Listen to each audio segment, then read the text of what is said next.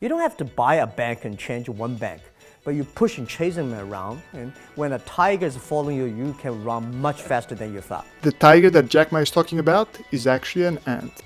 In this episode, we'll look at the story and gameplay of Ant Group. Just like Chun-Li, the Chinese character in Street Fighter, Ant may not look fearsome, but it has become the largest fintech company in the world, the most valuable unicorn, and is set to become the largest IPO ever. Through its history, Ant has displayed an incredible speed and efficiency in execution. It started as Alipay, a payment service for Alibaba, the e-commerce giant. In 2013, it launched its monetary fund, Yuebao, which became the largest in the world just 4 years later. In 2015, it started an online bank, and it keeps launching new financial services such as insurance, lending, wealth management. It's also been expanding with joint ventures and strategic partnership mainly across Asia. It has more than 1 billion active users, and last year it handled 16 trillion in payments, 25 times more than PayPal.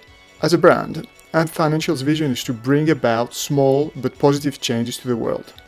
Like Ant, its users are individually small but build great things by working together. At least that's the vision.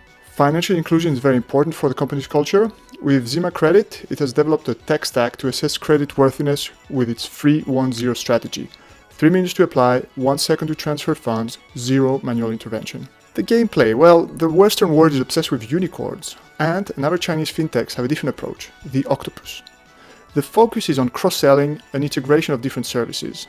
I often like to think that, in the West, you have these startups that come up, they're very, very good at what they do. They want to become a unicorn. But I would argue that in Asia, many of them come and they actually become octopuses because they're involved in so many different verticals.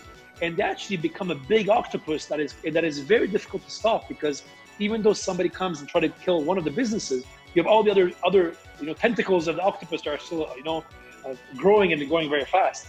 So I think that's a very different way of, what we are seeing in Asia and what we're seeing in the West. Its core technique is to use Alipay for payments, a low-margin business, to bring in more business to more profitable activities.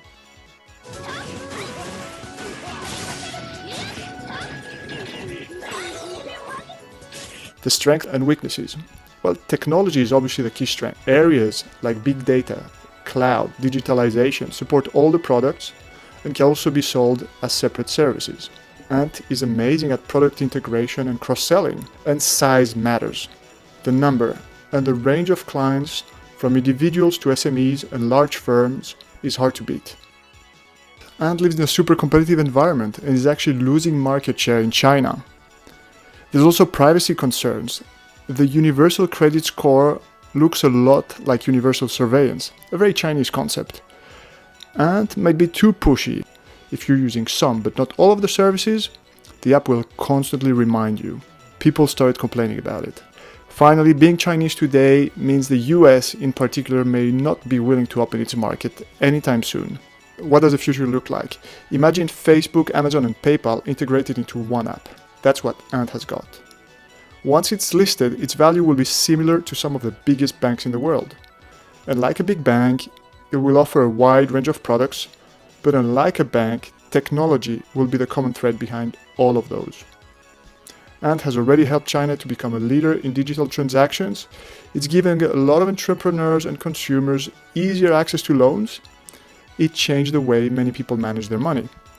Now it's about to show the transformation of the financial system, not just in China, but around the world.